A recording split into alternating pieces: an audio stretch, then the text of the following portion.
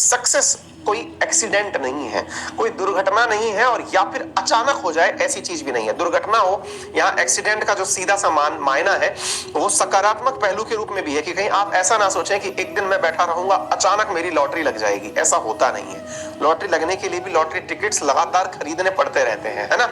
It's hard work, perseverance, learning, studying, sacrifice and most of all love of what you are doing, learning to do.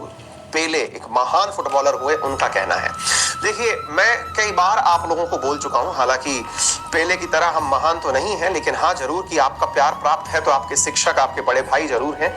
ऐसी स्थिति में मैंने कई बार आपको कहा है कि आप जिस क्षेत्र में हैं, लेट्स से अब मेरे साथ आप जुड़े हैं तो निश्चित ही शिक्षा के कार्य से जुड़े हैं, शिक्षा के कार्य में हैं। आप में से बहुत से मेरे विद्यार्थी या श्रोता ऐसे भी हैं जिनका शिक्षण से कोई डायरेक्ट संबंध तो नहीं है, लेकिन फिर भी उन्होंने रुचि के रूप में पढ़ाई को उठा रखा है। मैं उन सबसे कहना चाहूंगा, आप कोई सा भी जीवन में काम कर रहे हो, है ना, जीवन से ये मतलब है अपने आप को लेकर के निकाल देना कि आपका काम छोटा है। मतलब मार्क माई वर्ड कि आपका कोई सा काम छोटा नहीं है। आप अगर पान की दुकान लगाते हैं, आप ट्रक चलाते हैं, आप टैक्सी चलाते हैं, आप जो भी जीवन में काम करते हैं, आपके पास एन नंबर ऑफ स्टोरीज हैं जो कि मतलब पान की दुकान चलाने से अरबपति बनने तक की कहानियां भारत में, इसी स्वतंत्र भारत में विद्यमान है।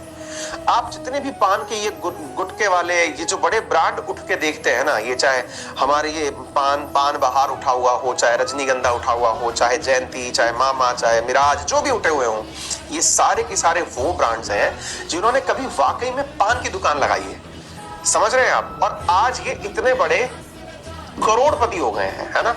मैं क्या बोल रहा हूं, मैंने कहा आप बस के ड्राइवर कंडक्टर में, रजनीकांत कंडक्टर का काम किया करता था, आज आप देख लीजिए कि उनको मतलब एक क्षेत्र के अंदर तो भगवान तुल्य माना जाता है। आप सोच के देखिए कि जीवन में आप जो भी काम कर रहे हैं वो कभी छोटा नहीं है, इसको पहले विचार में लेके आइए।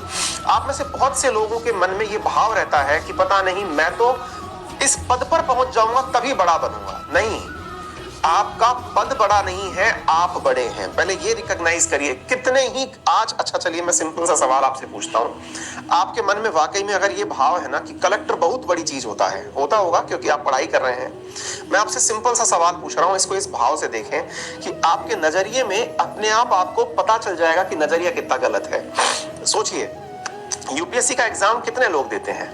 यूपीएससी का एग्जाम हर साल 5 से 10 लाख लोगों के बीच में फॉर्म भरे जाते हैं। कभी 5-10, इफेक्टिवली 5 लाख लोग मान लीजिए एग्जाम दे रहे हैं। देश की आबादी 130 करोड़ है। 130 करोड़ में से मात्र 5 ही लाख तो लोग फॉर्म भरे थे भाई। उनका ही तो कोई टॉपर निकला जिसे आप कलेक्टर बोल रहे हैं। उसे अपने ऊपर इतना हावी क्यों होने दे रहे हैं? साइकोलॉजिकली सोचिए ना इस बात को। हर क्षेत्र के ऊपर थोड़ी ना हो जाएगा। ऐसे ही डॉक्टर्स हैं, देश में इंजीनियर्स हैं, देश में आर्किटेक्ट्स हैं, देश में बहुत अच्छे डिजाइनर्स हैं, देश में बहुत अच्छे शॉपिंग कॉम्प्लेक्सेस हैं। वो सब अपने अपने क्षेत्र के महान हैं और उन्होंने अपनी क्षेत्र की महानता प्राप्त कहां से की है? उन्होंने अपने कार्य को इज्जत देके की है। आप विद्यार्थी जीवन में हैं, इसलिए आपके लिए कलेक्टर बनना एक ड्रीम होना चाहिए कि हाँ भाई मैं पढ़ाई कर रहा हूं, मेरा टॉप यहां तक है, यानी कि जब मैं पढ़ूं तो इस लेवल का पढ़ूं कि मैं यहां तक पहुंच जाऊं, है ना।